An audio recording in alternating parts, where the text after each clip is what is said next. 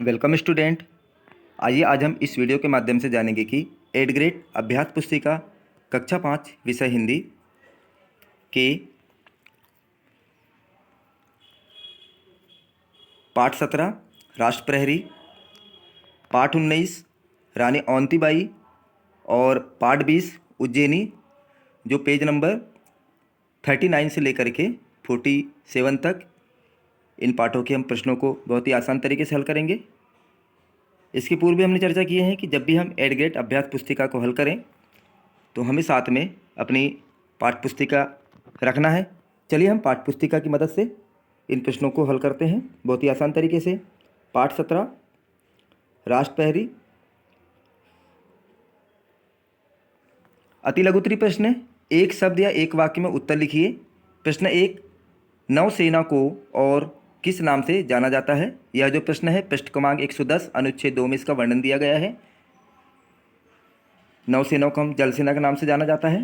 प्रश्न 2, दिए गए शब्दों के बहुवचन लिखिए। वर्दी, वर्दियाँ, इकाई, इकाइयाँ। प्रश्न 3, 26 जनवरी की परेड में सबसे पहले किस सेना के सैनिक दिखे? उत्तर थल सेना।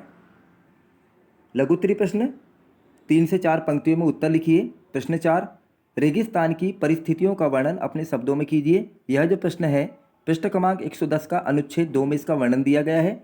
उत्तर, रेगिस्तान में दिन का तापमान अधिक रहता है एवं रेत के गर्म तूफान चलते हैं, रात का तापमान ठंडा हो जाता है। प्रश्न 5, आप सैनिक न होते हुए भी आप अपने देश की सुरक्षा किस प्रकार कर सकते हैं? अपने शब्दों में बताइए। यह जो प्रश्न है स्वतंत्र अभिव्यक्ति का प्रश्न है ये। उत्तर, हम अपने देश की सेवा के लिए जो भी काम कर रहे हैं उसे ईमानदारी से करें तो यह भी देश की सेवा है। चलिए पेज नंबर 40 प्रश्न 6, सेना के कार्यों को संक्षेप में लिखिए। यह जो प्रश्न है पृष्ठ क्रमांक 110-11 का संपूर्ण पाठ में इसका वर्णन दिया गया है। सेना युद्ध के समय देश की सीमाओं पर डटी रहकर देश की रक्षा करती है।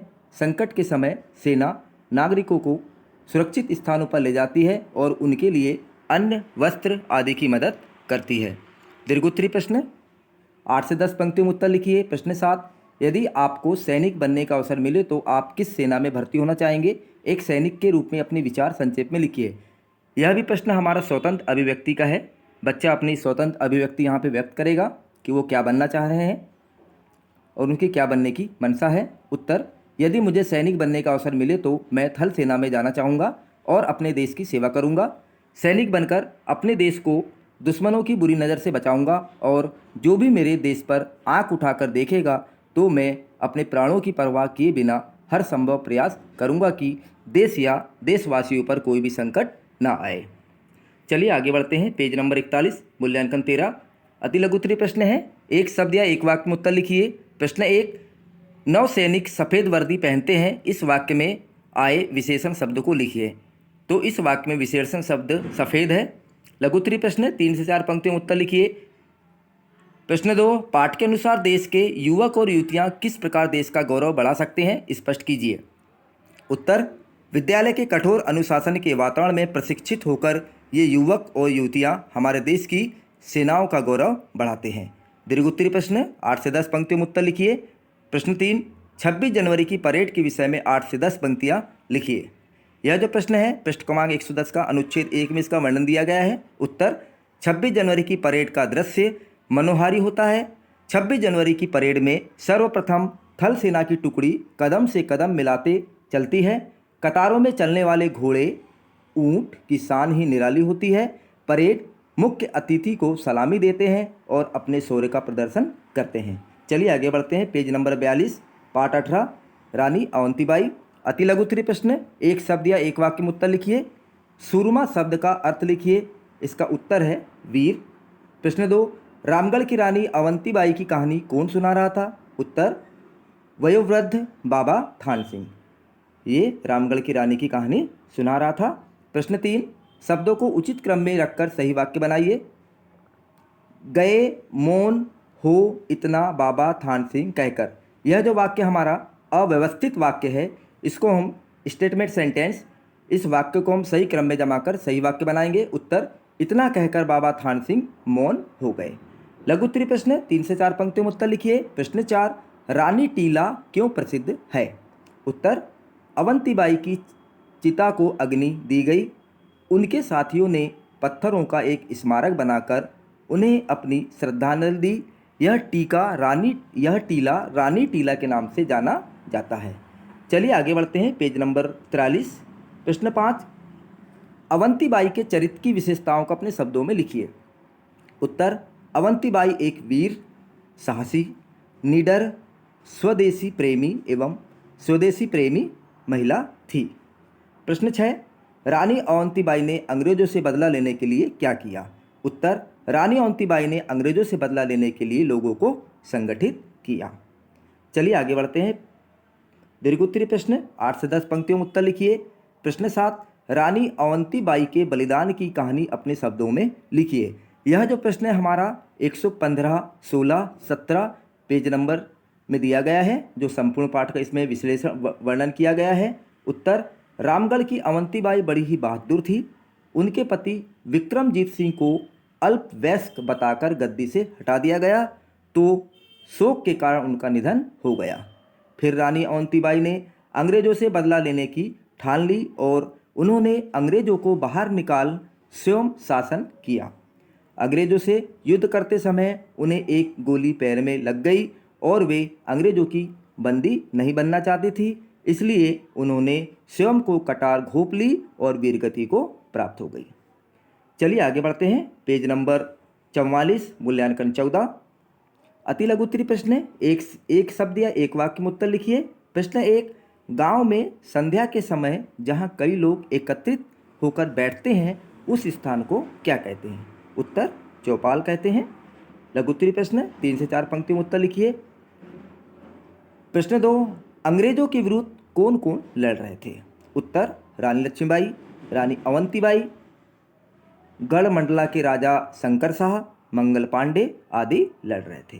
दीर्घोत्तरीय प्रश्न 8 से 10 पंक्तियों में उत्तर लिखिए। प्रश्न 3, किसी भी वीर या वीरांगना पर 8 से 10 वाक्य लिखिए। यह जो प्रश्न हमारा स्वतंत्र अभिव्यक्ति का है, इसमें बच्चा अपनी स्वेच्छा अनुसार कोई भी एक वीर या वीरांगना का नाम लिख करके उनके बारे में 10 वाक्य लिख सकते हैं। चलिए हमने रानी लक्ष्मीबाई के बारे में लिखते हैं।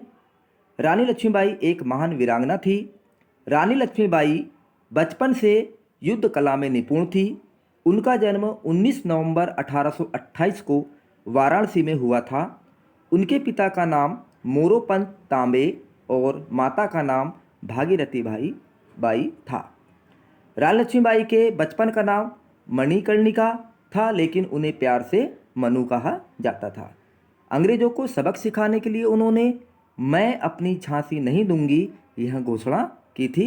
आप आगे और वाक्य लिख सकते हैं। चलिए आगे बढ़ते हैं, पेज नंबर 45 पाठ 20 उज्जैनी अति लघु उत्तरीय प्रश्न, एक शब्द या एक वाक्य में उत्तर लिखिए।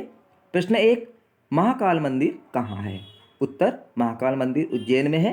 प्रश्न 2, महाराज विक्रमादित्य के दरबार में कितने रत्न थे? उत्तर, महाराज विक्रमादित्य के दरबार में 9 रत्न थे। प्रश्न 3, दर्शनी एवं भव्य शब्दों के अर्थ लिखिए।